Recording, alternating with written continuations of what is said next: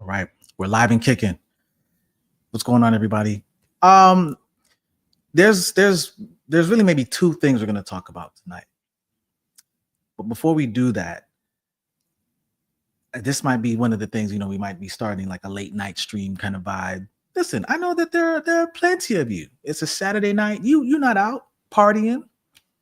You're not out with friends and socializing. Many of you are not social butterflies.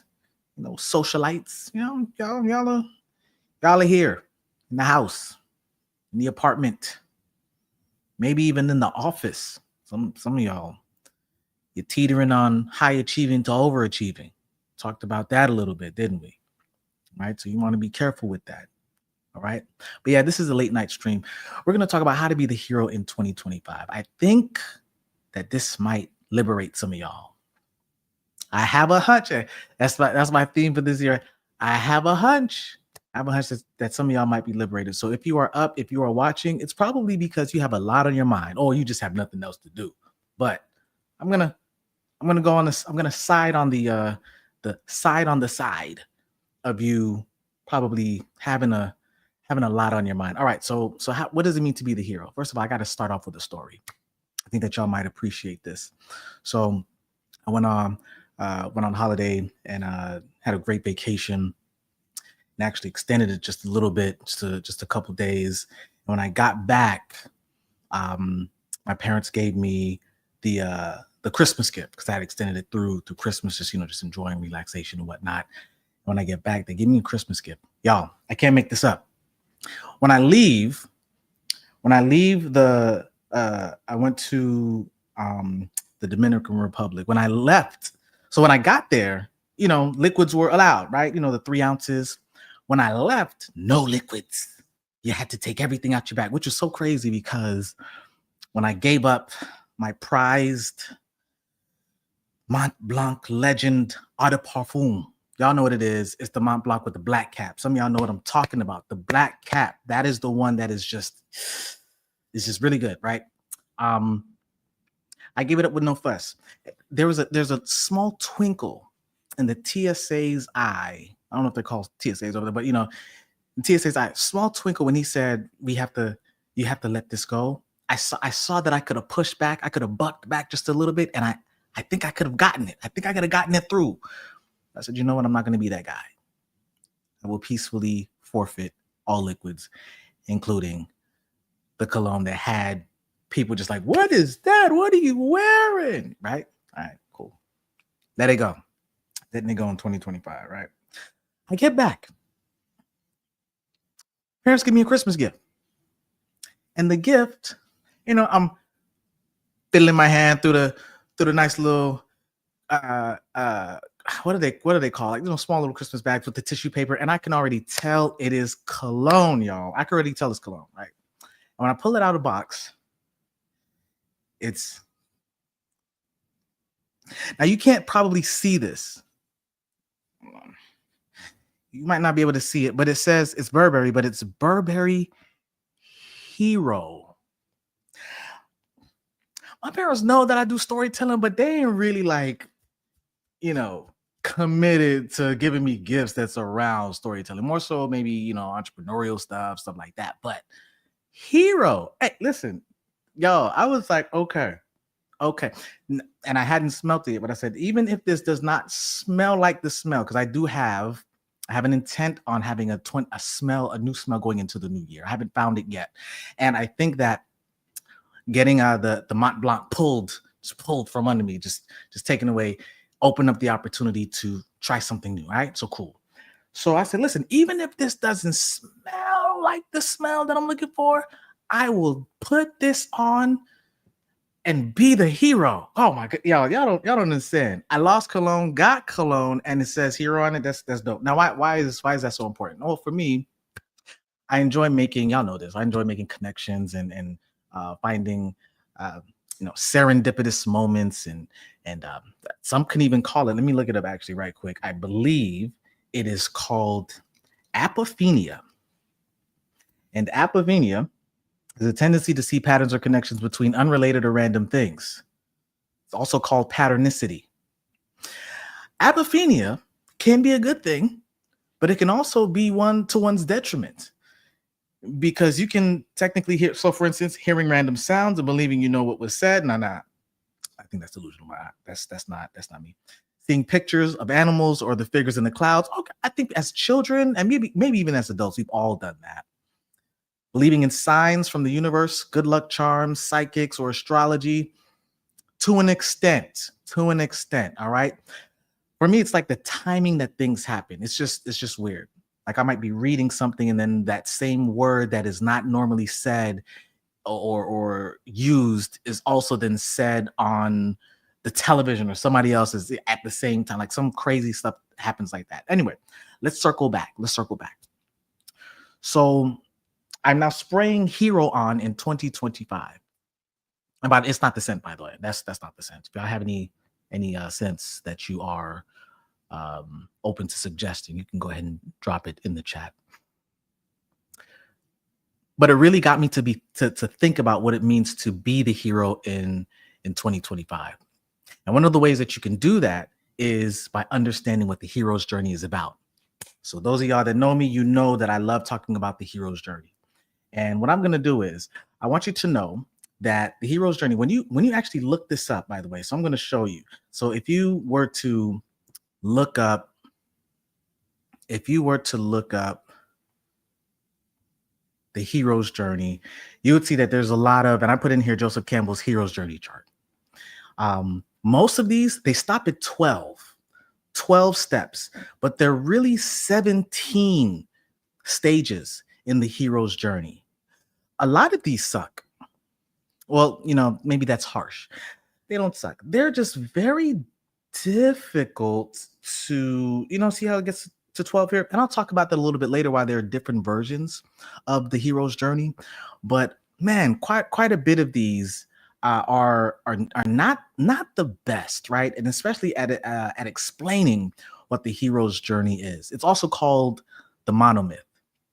If you stick around, you'll be hearing me talk about the hero's journey all year, y'all, because this is really crucial to storytelling.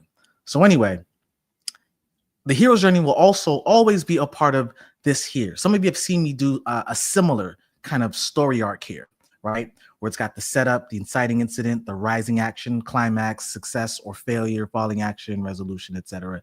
Yeah, all of that in here, okay? Now, what I want to do is I want to break down to you, and I actually pulled up, sometimes you just got to, if you can't find it, you got to do it your own. A few years ago, I actually created my own or wrote my own article about the full 17 stages of Joseph Campbell's monomyth, all right? And then I also, listen, y'all, then I also broke down the different versions. So we got Joseph Campbell in the 1950s, man, he was breaking this down. The most popular one that you probably see in movies is this one, Chris Bogler. As a matter of fact, let me zoom in a little bit because I know it's probably hard to see here. So Chris Bogler, right? This is the one that you see in movies. His hero's journey version is broken down into, I think it's like 8 stages or something like that. It's really short. Okay. So here's the original one. This is what I want to show you, how it's like this story arc. It's this circular pattern of what a hero goes through. Okay. And before I bore you with this text, some of y'all might be bored. Let me go to an actual visual to show you what it could look like, or what it actually is supposed to look like. So it's going to be like a circle. So it'll probably look something like, let's see. And you better believe I made my own circle too, but I want to find one that's clear for you to kind of sink your teeth into. Okay. Maybe this: ordinary world, call to adventure, refusal of the call, meeting the mentor, crossing the threshold. Y'all see that?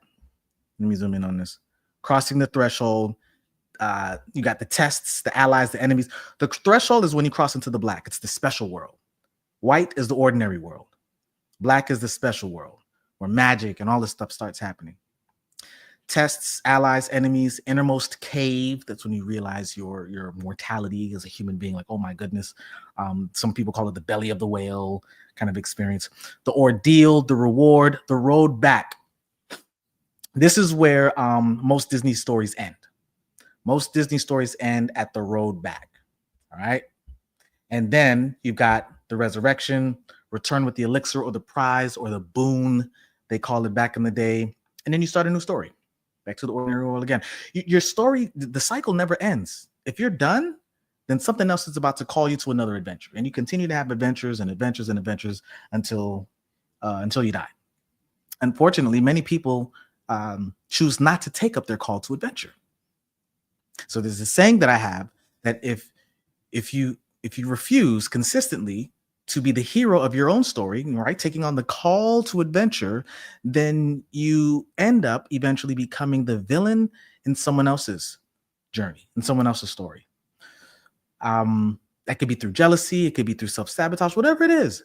You know, you might see somebody doing something that you knew in your heart you were supposed to be doing, and then now you didn't even know you had it in you to try to mess them up. You know, I don't wish that on anybody. Or you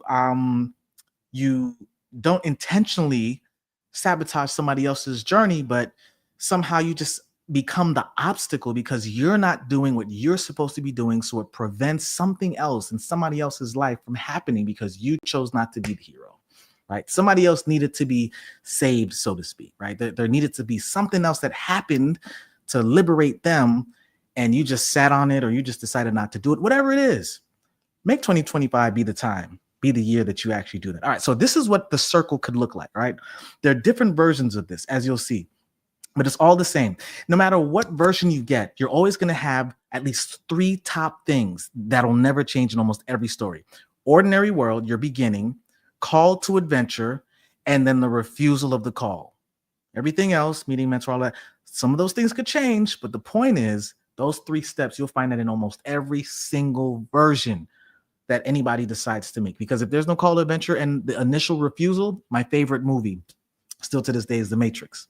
And when he got the literal call the first time, he was like, man, and he was listening to Morpheus's voice as he was in the office, and he was like ducking from the agents, and you know, he was literally on the phone, and he was taking the instructions of like how to evade them.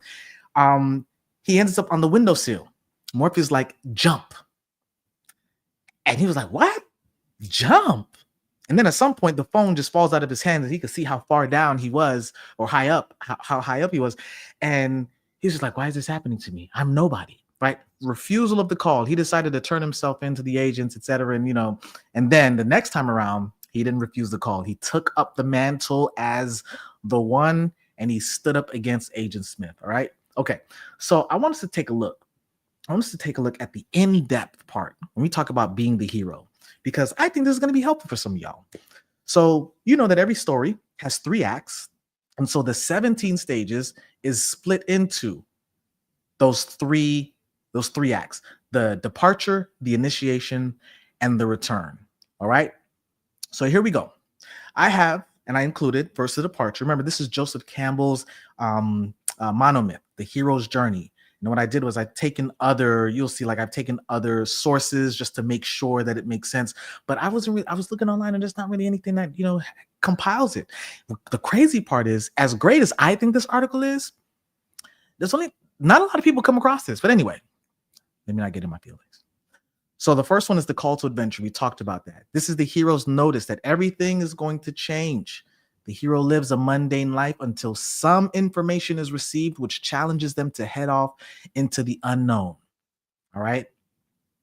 So in Joseph Campbell's monomyth, it doesn't start off with the ordinary world. It's just, that's the given. The given is they're already, you know, ordinary, or they're in an ordinary environment. So they begin with, boom, call to adventure. Next is the refusal of the call. The future hero, already deemed as the hero, the future hero usually refuses to answer the call. Their denial may be from a sense of duty, fear, insecurity that holds the person in their current circumstances. So question, what are you insecure about right now? What do you fear that if you were to just do the thing? What's your greatest fear? Why haven't you started it? We're now closing off day 4. Why haven't you started the thing yet? Whatever the thing is. Writing a blog post. Why haven't you started the thing yet? Talking to a relative or family member. I don't know. Why haven't you started the thing yet?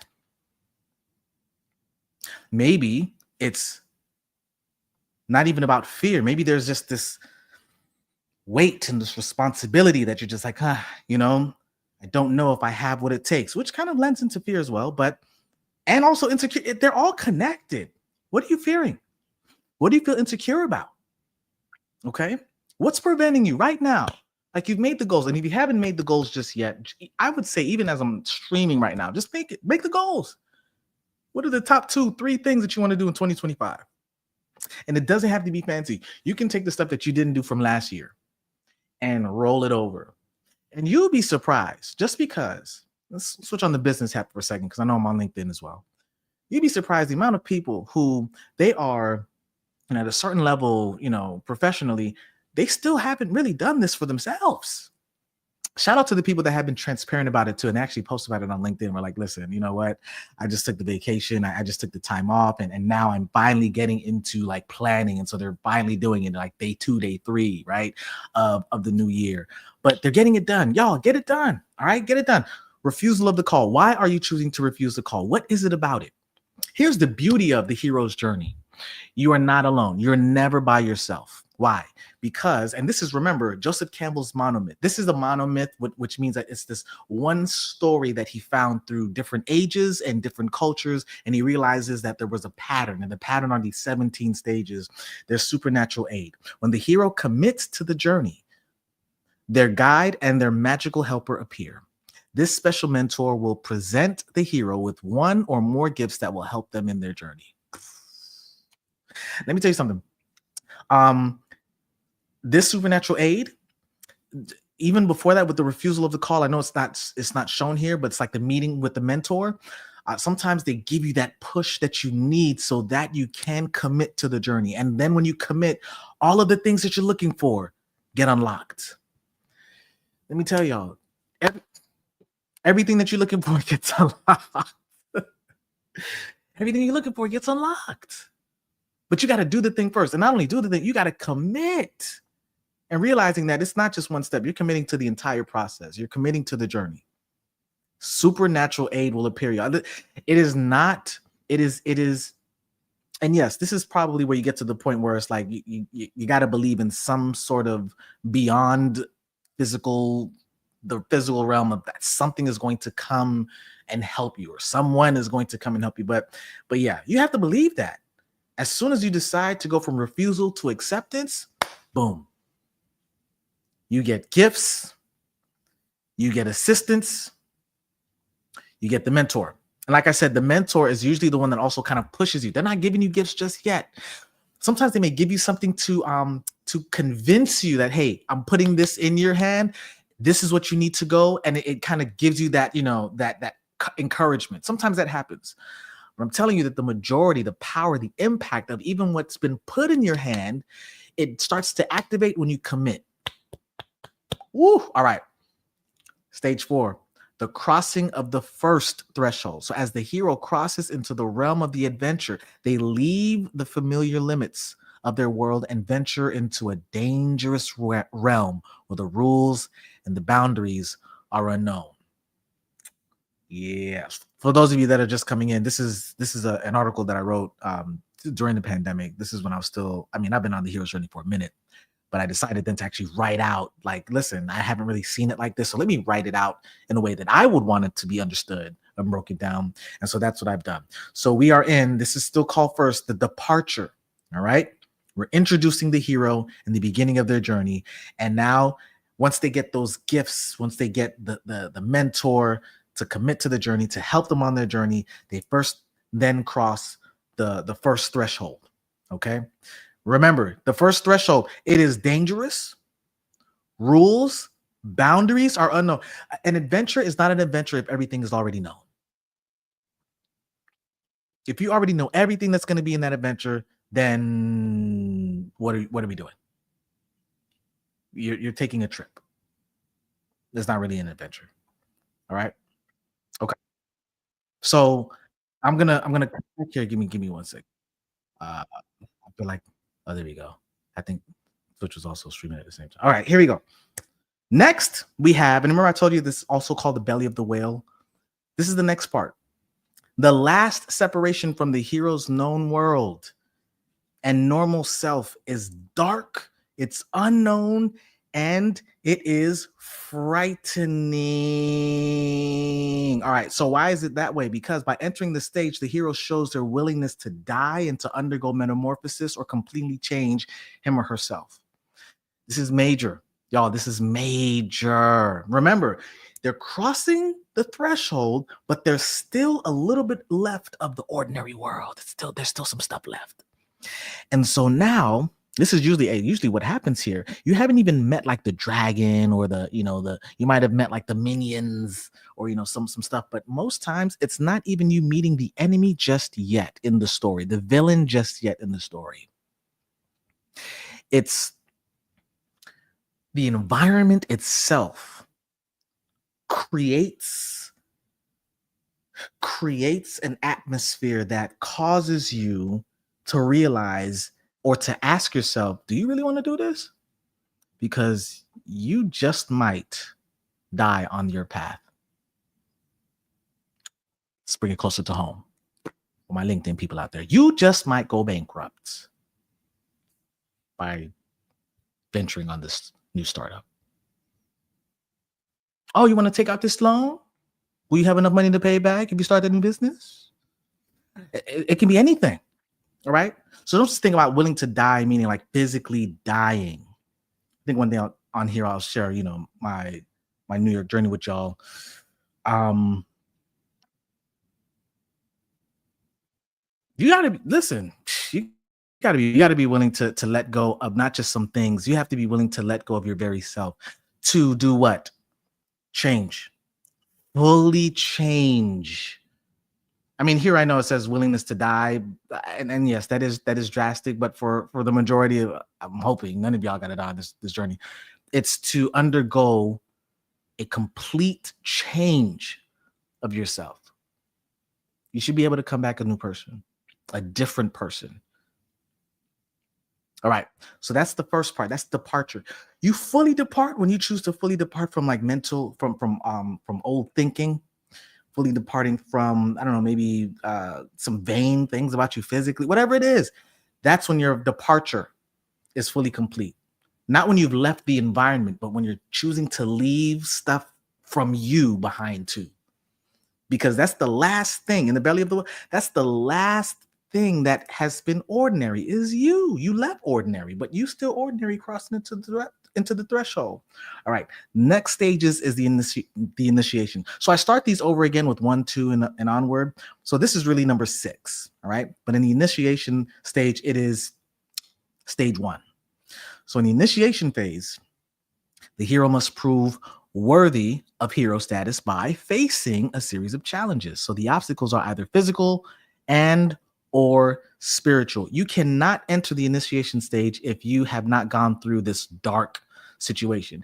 And the reason why it's called the belly of the whale, I believe it's a nod to the old biblical narrative of Jonah, who jumped off of a boat, fell into the sea.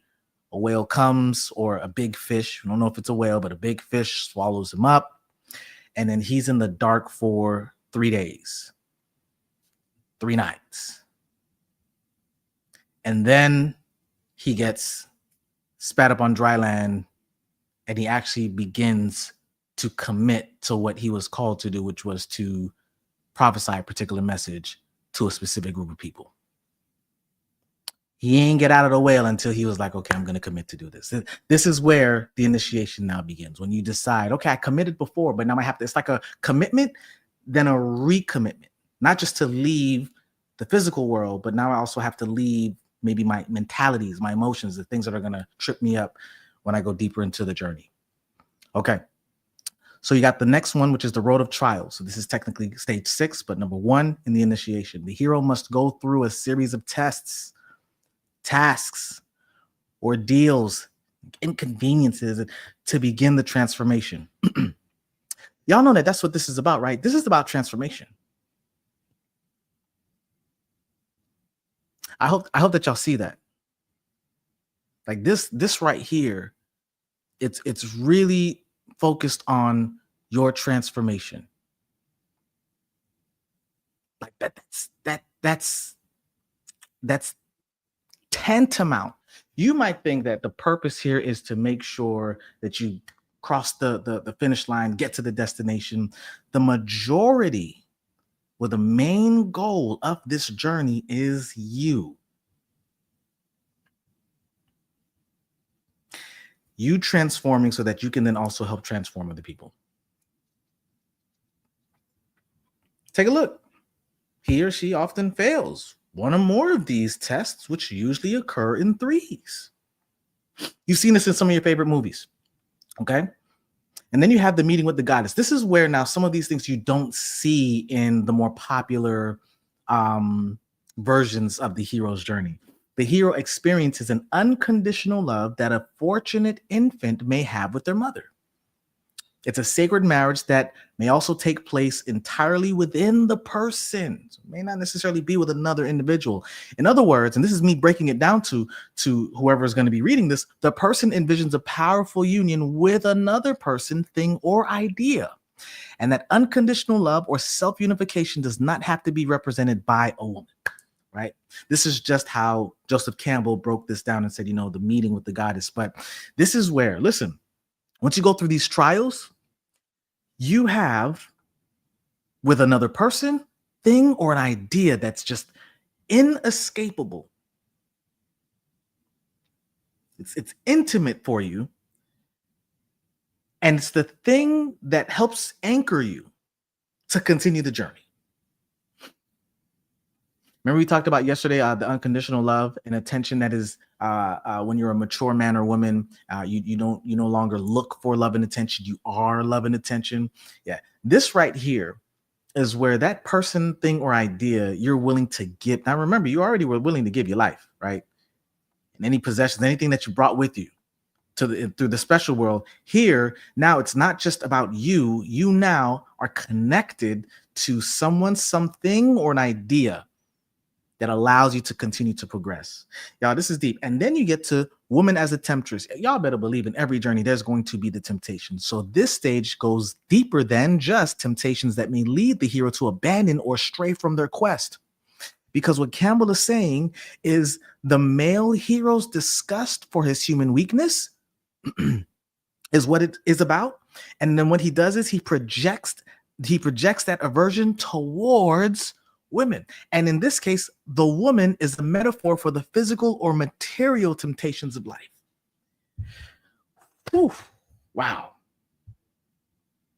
So here it is, where you've got this mixture of not just temptations, but then what you got is you got this frustration. It's not even, it's more than just frustration. Here he talks about this disgust. Because it's like, man, why do I fall in this arena, in this area? Like, why is my vice this, whatever the case is? And then what you end up doing is you take that, I hate this about myself, and you throw it on, I hate that about you, or I hate that about this situation. I hate that about my job. I hate that about my family, whatever it is, y'all. It gets this part, it gets real gnarly in this part. It's not just about temptation. It's you then projecting how you feel about when you collapse or you easily fall, whatever the weakness is. It could be as simple as like procrastination, whatever it is, and then projecting it. That projection creates a lot of sabotage. Probably gonna hear me use that word quite a bit too, because the things around you, not just you, but the things around you can then can not only catch the vitriol that you're just spewing out, but now your environment around you, remember, you're still in the special world, your environment around you starts to collapse. All right. Next, atonement with the Father. This is the center point of the journey. Remember, so we're at stage 6, 7, 8, and now we're at stage 9. This is the center, okay? Center point of the journey. All the previous stages led to this place. These are some of the best movies have something like this, all right? Some of them were novels. Some of them don't have this, right? Because it's just it's just so simple. So you don't see this. But this is the epicenter of the journey. All that follow will move out of it. So everything moves towards this point and will come from at this point. The hero has to confront whatever holds the ultimate power in their life, which is the father or a father figure who has life and death power. The hero must be killed, put that in quotes, so the new self can come into being. The killing is sometimes literal, and the earthly journey for that character is either over or moves into a different realm. This is like the first real confrontation. Now remember, you have trials and you've got tests and tasks. This here is a confrontation. Atonement with the father or father figure. Someone or something that has life and death power.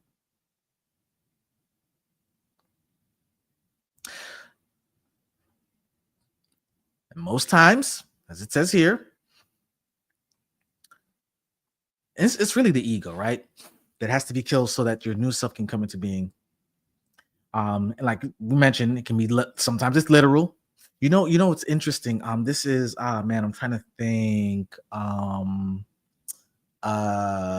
If y'all have seen The Revenant, I believe the atonement with the father moment was when this is with Leonardo DiCaprio, when he meets one of the Native Americans. He's in the snow and he's hungry. He doesn't have any food, and this Native American is sitting under a tree. I believe they just killed some food. I think this might be the one. And after he eats it, he goes into, I might be skipping some steps. He goes into the deer or whatever they ate, the venison, and he uses the carcass as shelter. So he's inside the body of the animal. And then when morning comes, he breaks out of it. It's like this resurrection. He breaks out of it. And then he hits this part right here, apotheosis.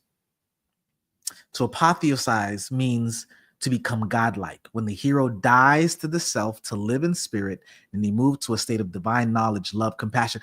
It's like you couldn't tell him anything.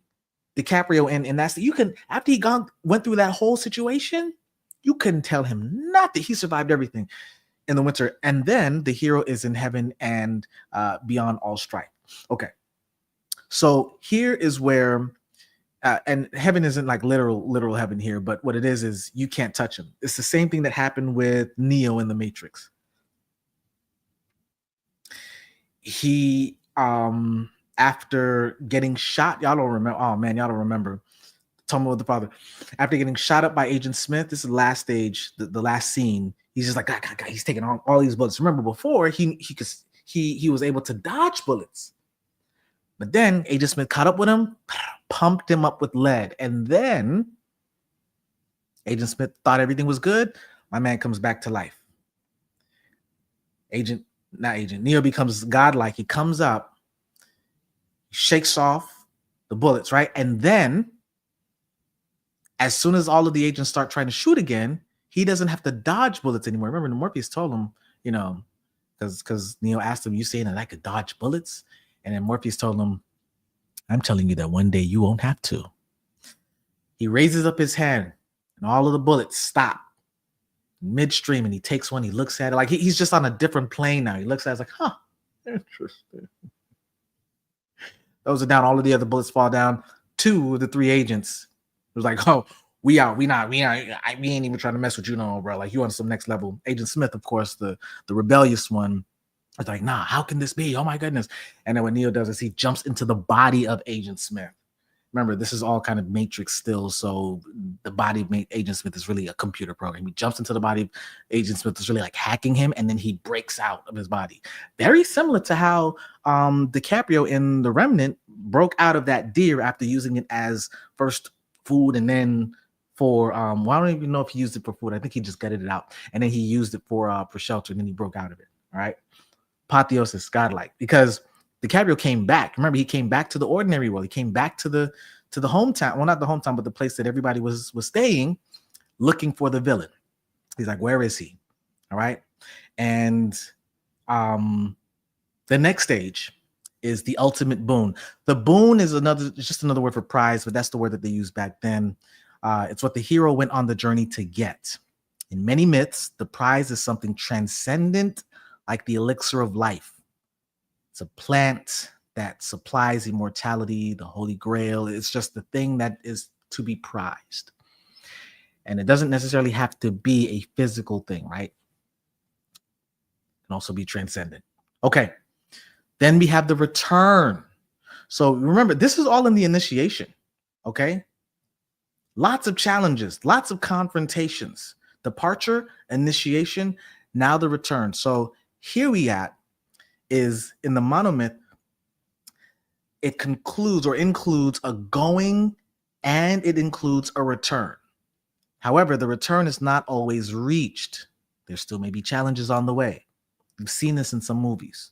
Some movies, when it's time to come back, they just can't come back. They need like some right here, some help. Like Aladdin needed the carpet to escape and to come back, right? So here we've got the refusal of the return. Sometimes the hero may not want to return to the ordinary world to present the prize, the boon to their community after tasting happiness and enlightenment.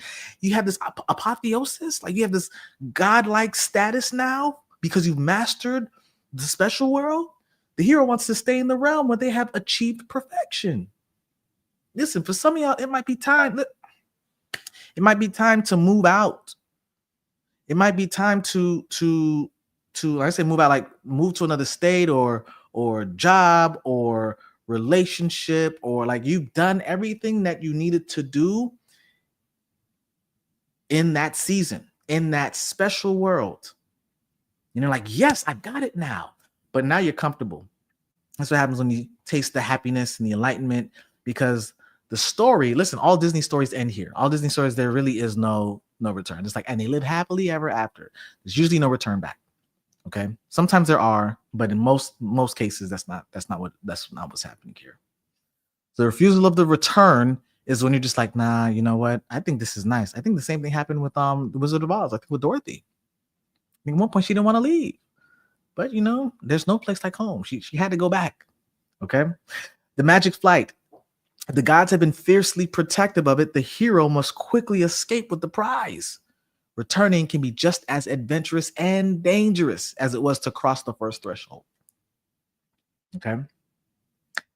The rescue from without. Just as the hero needs guides and assistants to set out on the quest, they must have powerful guides and rescuers to bring them back to everyday life, especially if the hero has been wounded or weakened by the experience.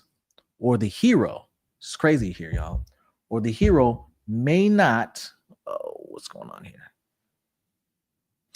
Or the hero may not realize that it is time to return, or that they can return, or that others need their prize. Others in the ordinary world need their prize. Okay. This is deep, y'all, because sometimes the real death of the hero is not that they didn't get the prize, it's that they got the prize, but they weren't able to bring it back. Crossing of the return threshold. So now this is like the second, right? Second cross. What does that look like? Remember, that looks like let me see if I can share with you an example here. That looks like this. See this line here? So you cross the first one, and then when you come back, you cross the second one right there. All right, where it says return. Okay, so that's what that is. Okay. So the crossing of the return threshold, the key in returning is to regain and to integrate the newly gained wisdom into human life, and then figure out how to share the knowledge with the rest of the world. This is usually a difficult task. Why? Because they just don't get it. Like they weren't there. They weren't there when you slayed the dragon. They weren't there when you learn how to fly. They weren't there when you learn new skills that can't even be computed in the ordinary world. How do you take what you've learned and break it down so that your now regular people, in a humble way, right, can understand what you've gone through so that you can actually help them and impart that knowledge so that they can use it. This is a whole nother adventure, y'all.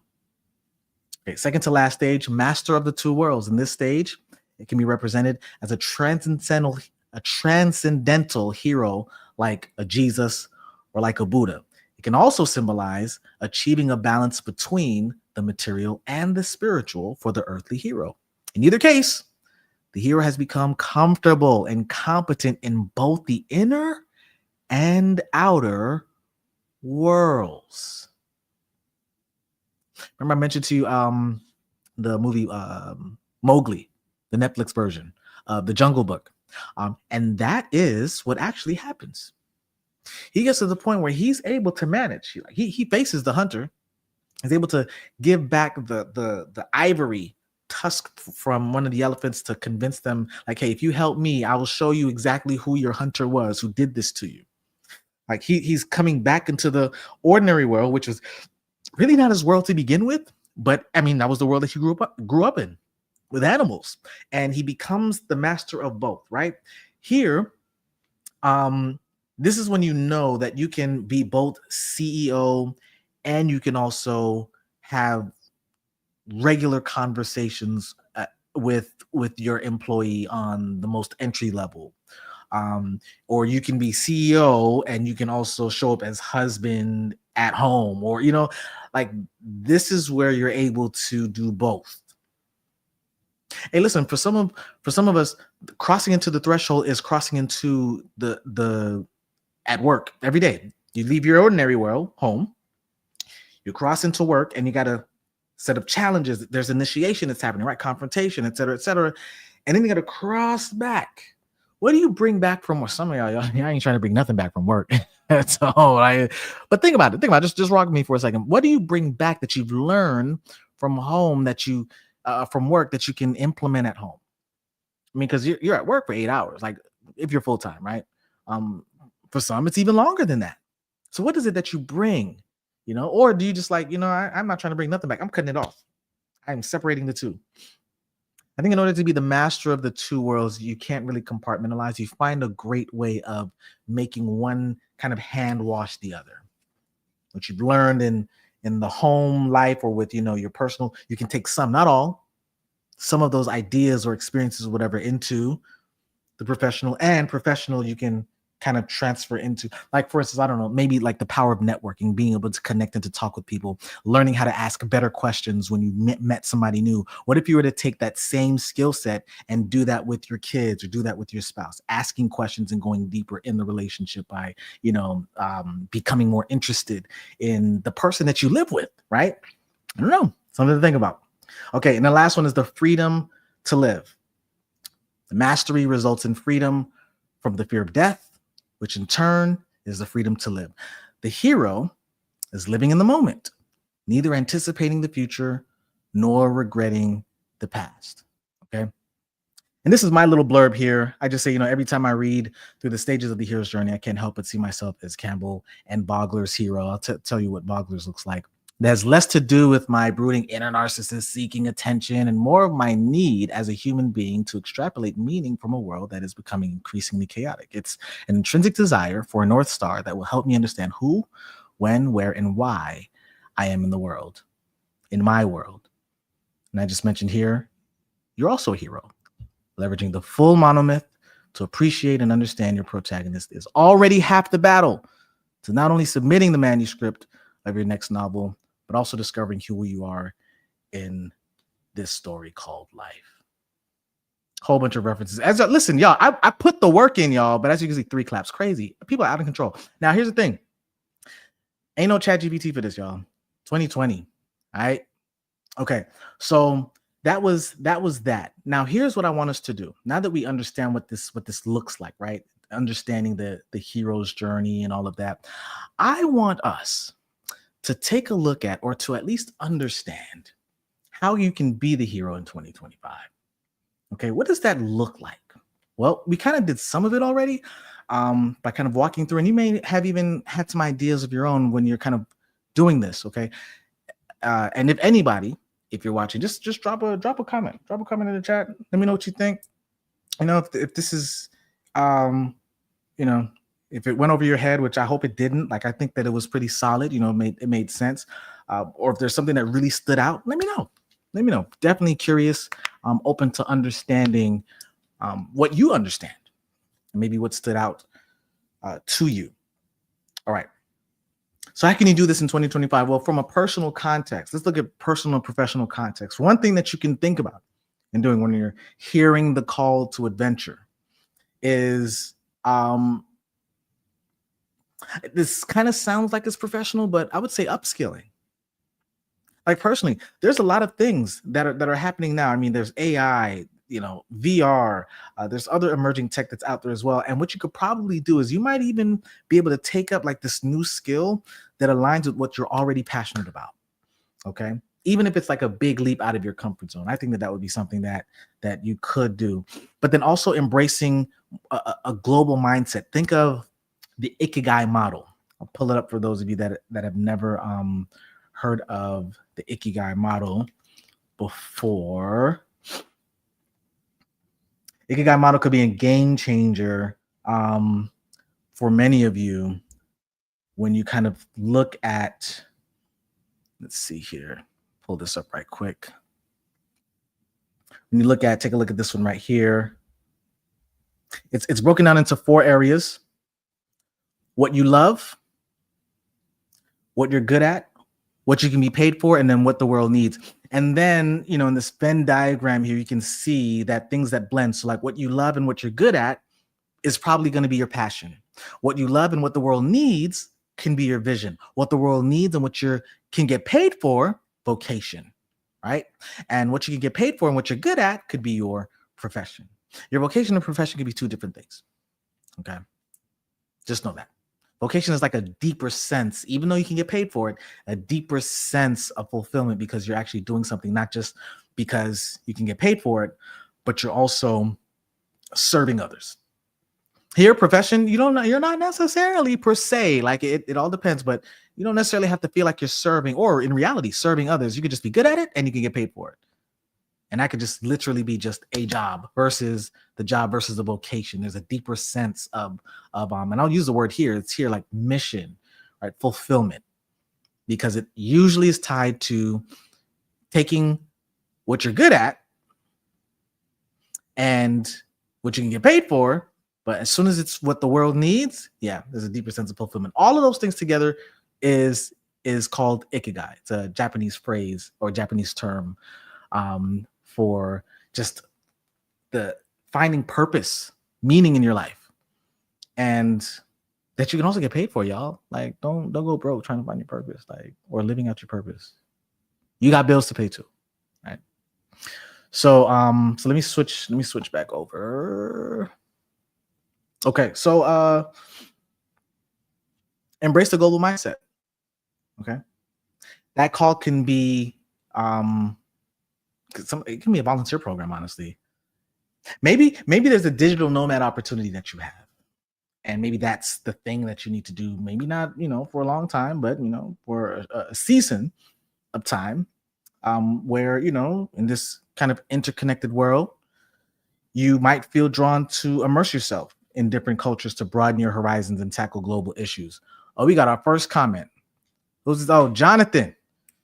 Jonathan came in late, but definitely go back and listen from the beginning. Oh man, listen, Jonathan, you already know Ikigai. We talked about this. Jonathan is one of our students that recently graduated. Congratulations, by the way, Jonathan, and the September, I guess you guys would be called the fall cohort of 2024. Crossed the threat. Oh man, listen, these guys, they crossed the threshold into the new world called UX design, and now they have gone through the 3 months training, and of course, the career success team is helping them with job support here, and they're now crossing back into the ordinary world, right? To nab that job. So, but yeah, so basically, Jonathan, we just walked everyone through the hero's journey. I just walked everyone through the hero's journey, and it's about being the hero in 2025. And long story short, when I came back from vacation, they had to remove my cologne that I had with me. Boy, your boy was smelling fresh. And then when I got back, my parents gifted me a cologne, and it was called Hero. Like, I can't make this up. Cannot make this up. So I was like, I will be spraying on Hero this year. It's like, listen, be the hero in 2025, y'all. All right. So from a professional context, though, when we're talking about like hearing the call to adventure, it can be something like leading a bold initiative at work. Some of you might not necessarily feel comfortable because you just don't want to make the wrong move, whatever the case is. But speak up. That call, might arrive in the form of some company-wide innovative challenge or newly proposed team that's dedicated to sustainability or even diversity. I know there's a lot of lot that's going around with that, especially from a political and just kind of taboo standpoint. But diversity is still real and it's still needed. So it can be that spark. It can be an idea or project that just resonates with your desire to make a meaningful impact within your organization. And it doesn't have to be as big as you think, but it's as bold as you want to make it. But as long as you know that it's something that was a call for you to do, I think you'll be okay. You'll know too. You'll know. For some of you, it's not even doing that within your company. Sometimes it's without. Maybe you need to found a startup. Okay.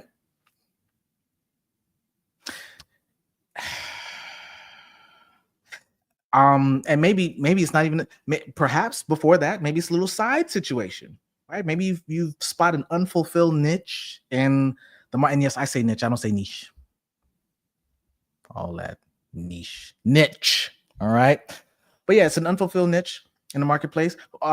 So for instance, it could be green tech. It can be, now y'all know what's really big is AI, right? Something that can make a difference. And then, just answer the call, just stepping out of a secure role and becoming the entrepreneur in an uncharted territory. Or you don't necessarily have to do that. You can still be working what you're doing and then moonlight if necessary before you just kind of take the leap. Not everybody needs to take the leap like that, but some of y'all know who you are. Some of y'all need to take the leap. Some of y'all are going to get pushed out to take the leap. Be mindful of that too. Okay. But now when you talk about like the meeting of the mentors, the allies, remember that supernatural aid you were talking about? As soon as you have the call to adventure and you're willing to commit to the journey, that's when the things come, the mentor comes, the gifts come so that you can actually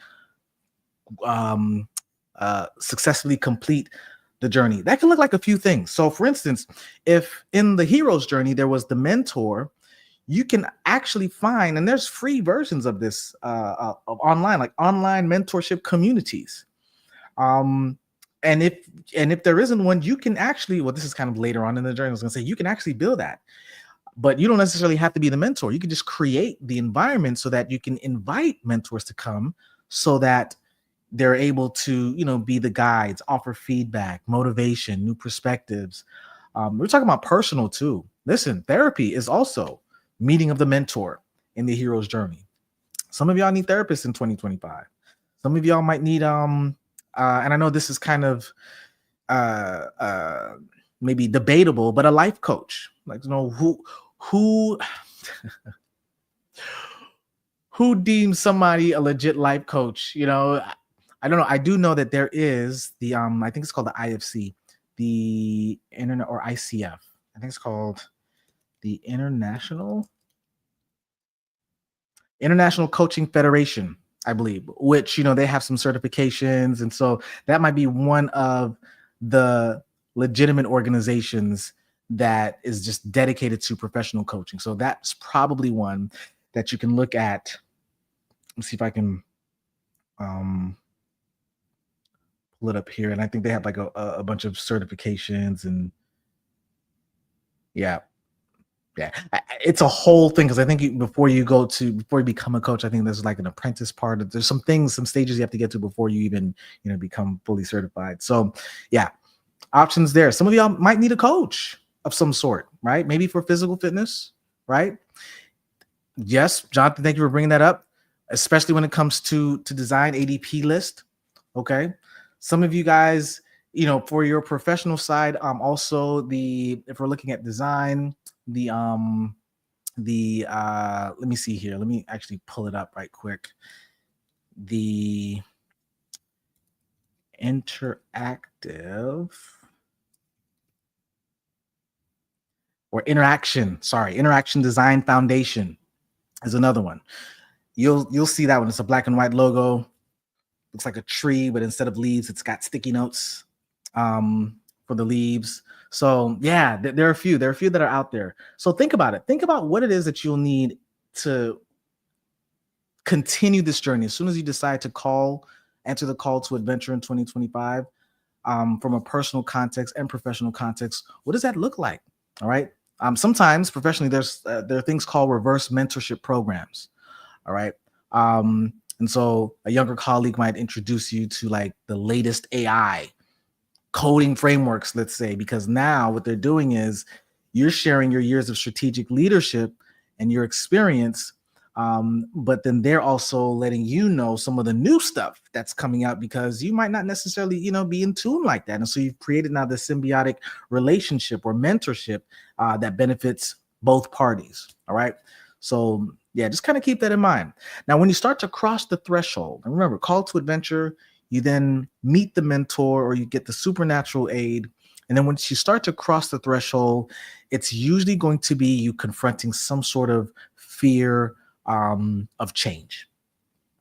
So when you are the hero in your own story, it often means stepping into an uncertain world. And you know this at this point, like we walked through the entire legit 7-stage journey, right? So signing up for that immersive coding boot camp, for instance, committing to a year abroad. For those of you that might be, college students, or fully adopting new sustainable living habits. Whatever it is, crossing this threshold is where the true transformation begins. It's one thing to have the mentor, which is cool. It's because it's still all in the head, it's still all ideas. It's one thing to answer the call to adventure. That's cool too. It's still up here. It's once you start to take physical action, start to execute on that, that's when you start to realize, okay, I'm now beginning to the transformation is beginning to crystallize. Those other parts too is helpful with the transformation, but you got to get out of your head by doing some of these things. So from a professional standpoint, it's also maybe adopting some cutting edge solutions. Think of the companies like Kodak, Blockbuster, Xerox is still around, but they had an opportunity to low key be like the Apple, what Apple is right now. But think of the companies that decided to forego some of the cutting edge tech. Think of BlackBerry. Oh my goodness, BlackBerry was the standard, the industry standard for professional phones before iPhone came on, and they still were industry standard up until like 2009, 2010, y'all. iPhones came what, 2007? It was introduced, but they didn't take over just yet. There were some years still that BlackBerry could have taken over if they just decided to adopt some of that cutting edge tech, right?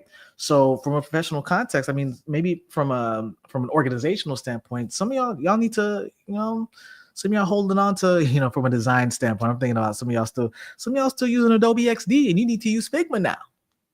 Like, stop playing around. Figma is not going anywhere. All right. I say this now, and then 5 years later, something else comes up and takes over Figma. But y'all get the point. All right. Undergoing role transformation as well. Might move from a technical role into a project leadership kind of role, or pivot from a management position into a creative department. And so that can happen as well. All right. Cool. Yes. Hey, listen, Blockbuster, they had a chance. They had a chance. They laughed at Netflix, and now Netflix is it's crazy. Netflix is not only, distributing out, like Netflix legit, they have Netflix movies, which is wild, but they started off with DVDs, y'all. And that's the other thing too, when it comes to changes, some of us were thinking of like what it looks like at the end. We're not really thinking about just take the next step. You're thinking too far ahead. Like, yes, have the vision.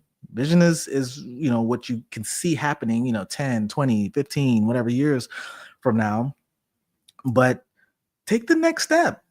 Pretty sure Netflix had a huge vision, but they were still having to streaming. The capacity to stream wasn't even there yet. They still had to work with what was available, the tech that was available, which was DVDs at the time. All right.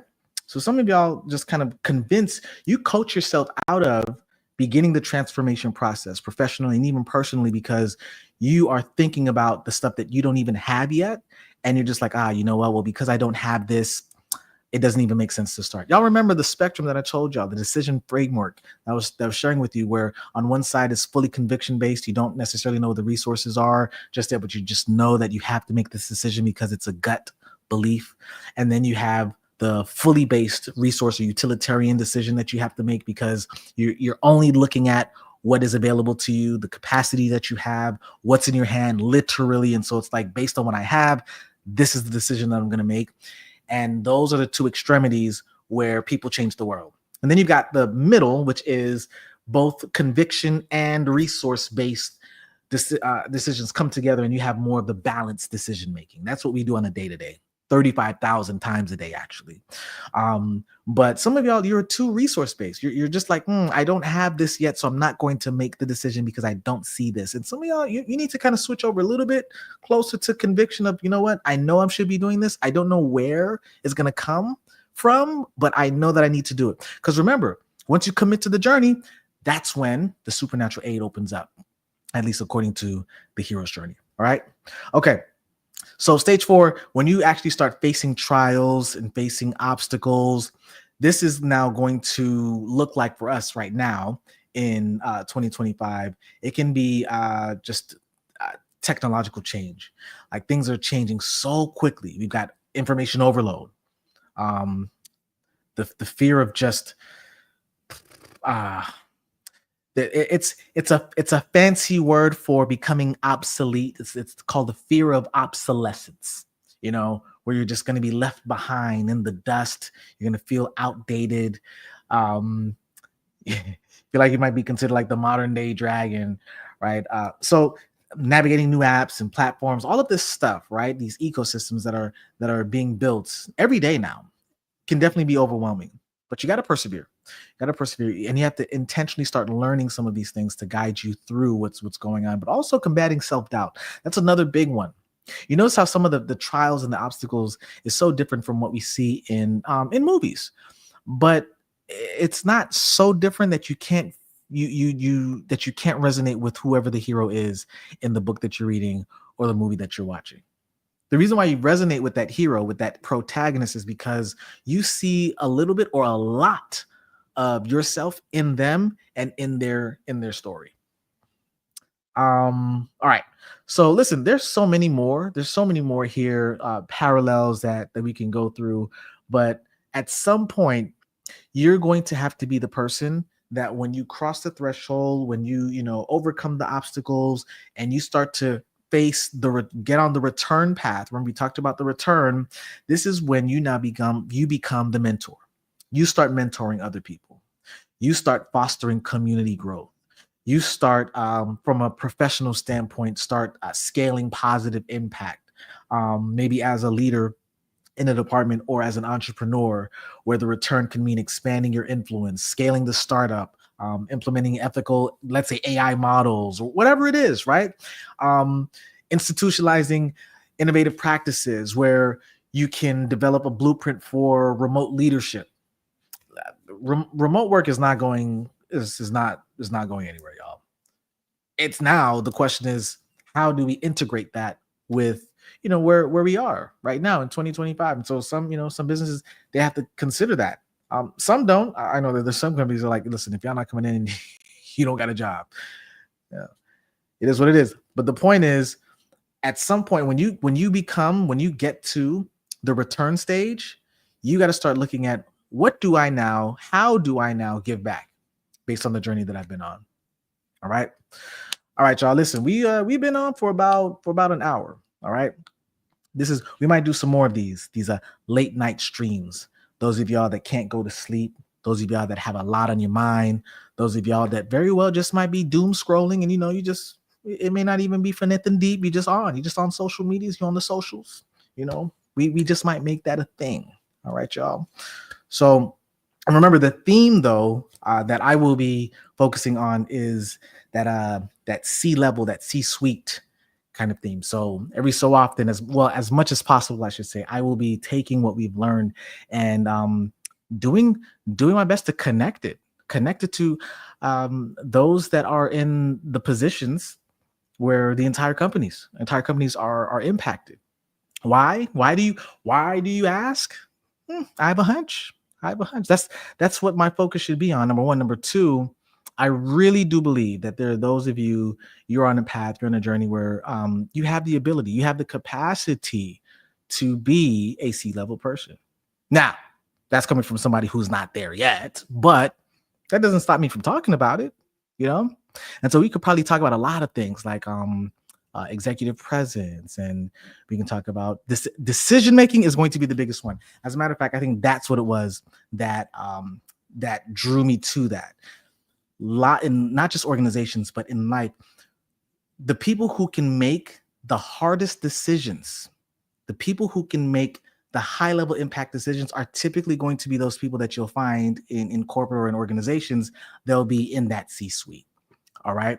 Titan, what's going on, sir? I think if your why is to me focusing on the C-level, that's what it was. So this year, I had a whiteboarding session earlier this year, and I told you guys about my good friend Pierre, and what we looked at was my focus on helping people make the hard decisions. And there's so many frameworks around it. I mean, most people, they think about like the pros and cons list and things like that, but there's so many other frameworks. And hey, listen, it gave me an opportunity to talk about it though, to chop it up though, right? But here's the thing though, the beauty of it is when you have the capacity or the ability to start making these difficult decisions, then you gain trust. You are able to say, not just the company, but you can probably save or give peace of mind just to people, not just the business, but to the people who are trusting you, right? And with making these major decisions. But here's the thing, and this is why I'm going to be doing this kind of series coming up, is because I really believe that those of us that make those high level impact decisions at the boardroom level, we are making it also at the kitchen table. What's in business is also happening at home. And sometimes you can't really see that that's what you're doing when you are at a more personal level. Man, I appreciate that. Steel is weird. And then also, can you say your opinion in people that have difficulty saying no? Hey, so first I'll tell you this, and y'all might have seen this on socials. No is a complete sentence.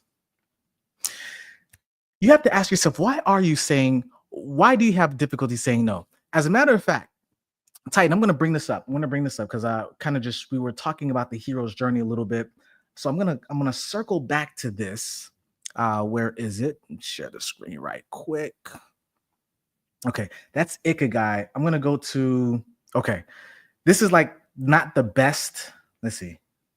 Yeah, this isn't really the best example of the hero's journey, but it's just like the clearest right now. A lot of people say no.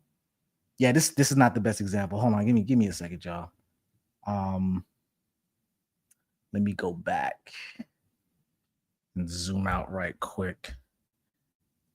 I really want to be able to answer this question. Where is it? Okay, refusal of the call. All right, yeah, let's use the same one that we used before. Okay. So in the hero's journey, y'all, you start off in your ordinary world. Something or someone challenges you to do something or to think differently, to go on a journey. Y'all, this happens at the micro level almost, I can't say every day, but like the moments that you think about, like what school to go to, what job to do, what game to choose, or like what you should be doing in the gaming world, whatever it is, there's a call to adventure. And most times we start off with no. So the reason why it's easy for a lot of us, Titan, to say no is because it's like the sense of self-preservation. There is this book called by Seth Godin. I think it's called The Purple Cow. Seth Godin is a really great marketing guy. And let's see. Maybe it's not I think it's The Purple Cow. But he basically talks about how we have this instinct to say no, to protect ourselves. Yeah, absolutely.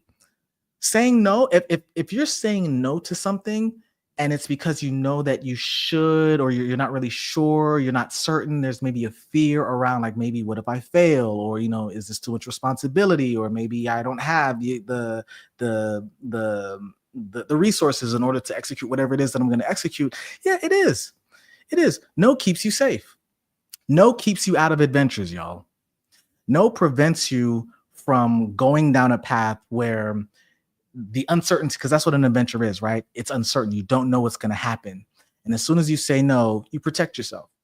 And so in the hero's journey, when you do this refusal of the call, what you end up doing is you end up eventually becoming the villain instead of the hero of your journey. So I'll probably end this stream by saying this again, but if you refuse to call long enough of your own journey, you'll stay. Or let me say it again. If you continue to refuse the call of your own journey as the hero of your own story, you'll start to become the villain in someone else's. What that means is it doesn't necessarily mean that you will now become, this person that's going to actively, out of, let's say, jealousy, tear somebody else down because I was supposed to do that, and now you're supposed to be doing what I'm doing. Well, ain't nobody gonna do it now. It's supposed to be mine, and no, not that. That could happen. That's crazy, but that could happen. But it could also be the fact that you continually are saying no to do something that you know deep down you're supposed to do.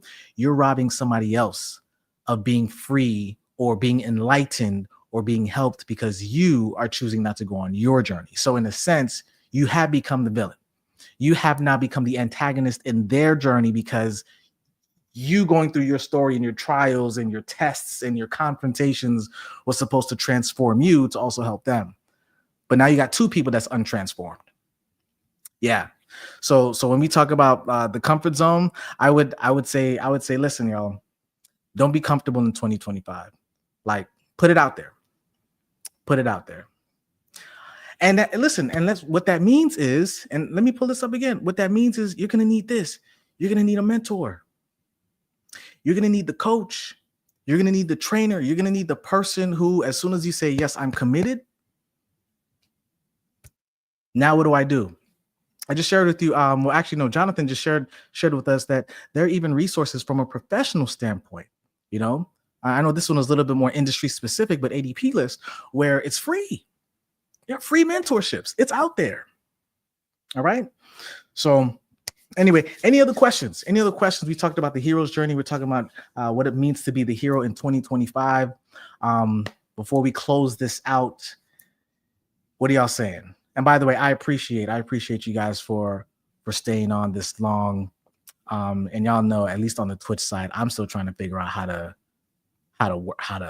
work out like who's even watching and whatnot. That's just a whole other situation. But if you guys are still there, I appreciate you. If you're not there, but you're watching this a little bit later, I'm hoping that you gain some new insight and honestly just some encouragement.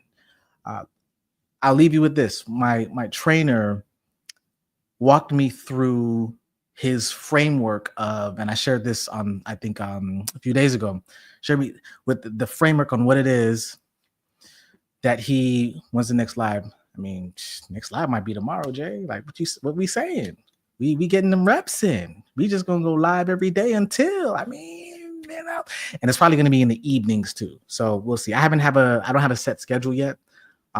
So the goal is to just get the reps in because y'all know this is not live streaming is nothing new to me, right? But I think now we're gonna just do more of it, and so we'll see. We're thinking evening, that might be a good consistent time, but we'll see. But tomorrow we'll catch it on tomorrow. But yeah, so my trainer was like, listen, when it comes to working out, because I told him I'm not passionate about working out. It's like, I don't like this. When it's time to leave, and he's like, well, how do you feel? I'm like, tired. I don't feel, let's go. Like, that's not me. I don't feel that way. Some people, they do. So he's like, and you may never feel passionate about it. And he's like, that's okay. He's like, it first starts off with, and here's the framework. He's like, it first starts off with inspiration. So let's just think of working out. You might see somebody walking and you're like, man, yo, that person is looking really good. Like, I wish I could kind of get that. That's that inspiration. It's like, wow, I think I can do that. Still in the head though. Go from inspiration to motivation. It's like, you know what? 2025, I'm going to start. So now you're getting pumped. Like, okay, cool. No pun intended. So now it's like, I'm ready. And then you go from motivation to discipline. Like, it's one thing to be like, okay, let's go. There's some people they are motivation. What would we call them? They just watch motivational videos. That's all they do. They get drunk off of motivational videos. They don't do nothing else, but they just love the feeling of somebody just talking, but they don't do anything with the talks. It just feels good, right? I don't know what that phrase would be, but they're just motivational junkies. Maybe that's what it is. And then they didn't have the discipline to start applying what people have been telling them in these videos or books or whatever to just start doing it themselves. So you go from motivation to discipline. So for instance, this is a great thing. When's the next live? At some point, y'all, the discipline I have right now is to show up every day. The next level of discipline is to show up every day at a certain time, which then creates a level of expectancy for people who are actually watching. But we not there yet. We gonna get there. Baby steps. Everybody got baby steps, right? So then you go from discipline to habit. It's just something that is a part of you. It's your lifestyle. You don't have to think about it. It's just something that you do. And then you go, and this is where I stop. I stop at habit, because then the next stage is passion. Not only are you doing it, not only is it a part of your lifestyle, but you love it. You wake up and you say, in the case of talking about fitness, I can't wait to go do lunges on a Monday morning. You'll probably never hear me say that. Oh man. Yeah, sometimes I have to sit in the car and just like, all right, let's go, just to pump myself up before I drive off to go to the gym. Bro. Like it's all right, but that's passion. Then you got from passion, you got obsession. It's one thing to be passionate, but man, and this is one of the reasons why I linked up with the trainer that I have now, because he is obsessed with his clients' success, clients' results. Like he lives to see he has not taken a day off yet since we have started. I'm not saying like, having somebody else fill in. He has been there this whole time. Like, y'all, like dedication. Now, I know there's going to come a time where he's going to need to, him and wifey going to have to take a vacation and whatnot. But the point is the dedication, man. Like, I love that. That's infectious. So even though I might necessarily be passionate, it was enough for me to say, I can definitely build a habit around this person's obsession, because they're going to make sure that I do what needs to be done. And we'll level up together. All right, y'all, listen, I'm about to hop off. I appreciate you guys just kind of rocking it with me. And let's just continue to do this.